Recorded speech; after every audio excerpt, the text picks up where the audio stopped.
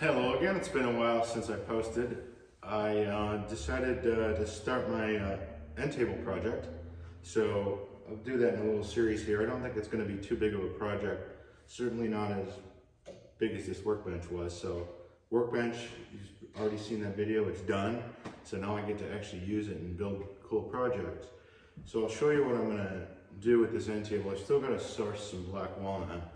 So let's take a look at the plans. So my plans are inspired by a picture my wife got out of a magazine. So there's a little end table there that's 30 inches tall, 16 inches wide, a couple shelves on it.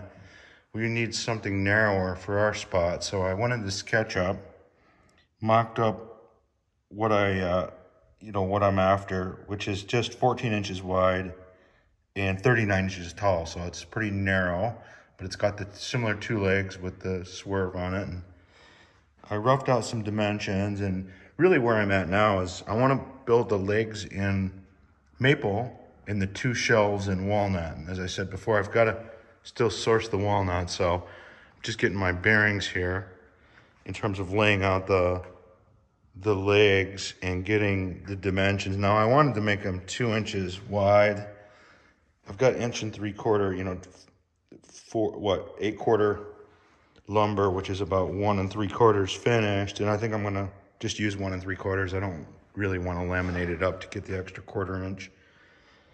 So I've laid it out, and I'm already thinking I might want 16 inches wide instead of 14. So just gonna mess around with that. And in upcoming videos over the next few weeks, I hope to actually just mill these boards down, get them glued up, mill the shelves down, get them glued up. It really should be a home run in terms of time. It shouldn't take me 20, 30 hours, probably tops.